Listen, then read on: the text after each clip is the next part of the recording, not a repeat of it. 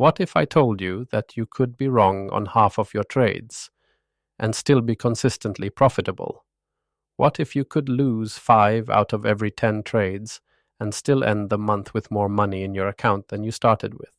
This isn't a gimmick, it's a mathematical certainty, and it's built on what I call the golden rule of swing trading. It's the single most important principle for long-term survival and success in the market. Oh, by the way, I'm Henrik's AI twin. I run the algorithms, but he reads all the comments. Let us know what you're thinking. In this video, we are talking about the 1 to 2 risk-reward ratio. I'm going to show you the undeniable math, why the trading legends swear by it, and how you can apply it to every single trade you take, starting today. The reason this is a golden rule comes down to simple, undeniable math. Let's imagine 2 traders over a series of 10 trades. Trader A doesn't have a plan.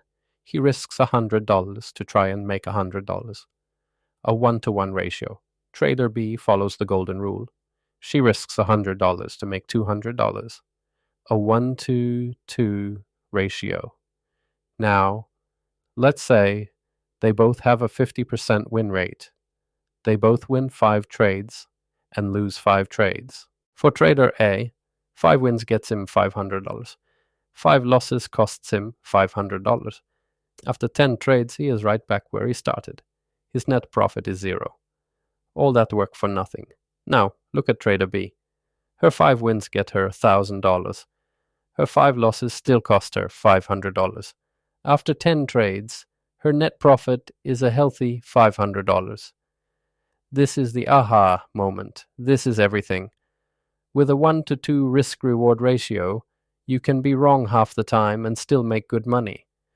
It removes the pressure of needing to be perfect and turns trading into a sustainable business. This isn't a new idea. The best traders in history have built their careers on this principle of asymmetrical returns. Look at Nicolas Darvas. In the 1950s, this guy, a professional dancer, turned a few $1,000s into millions. His box theory was all about buying breakouts and using a tight stop loss.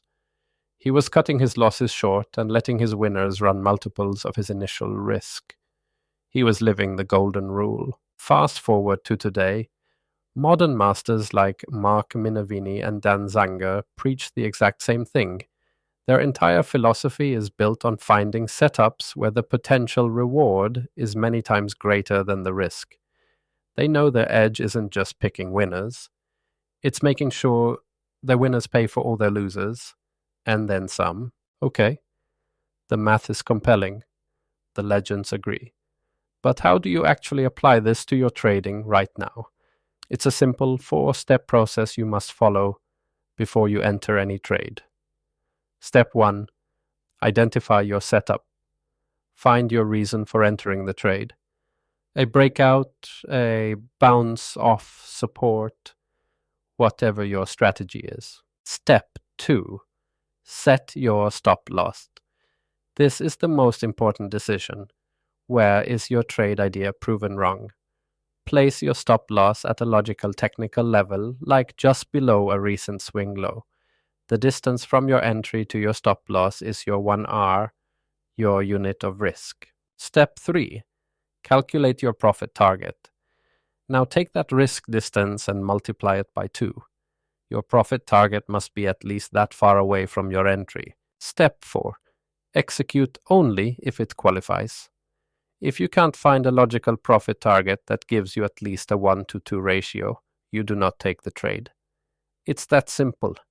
You pass and you wait for a setup that meets the golden rule. The real challenge isn't the math, it's the psychology. Fear will make you want to snatch a small profit too early.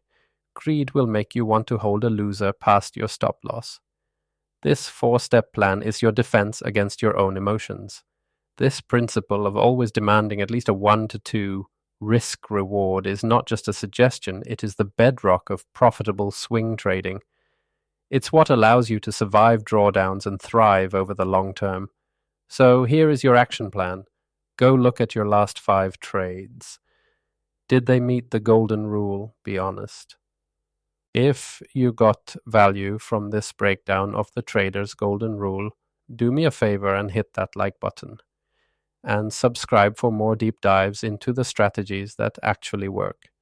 Now, let me know in the comments, what is the biggest challenge you face when it comes to sticking to your risk-reward plan? Let's talk about it.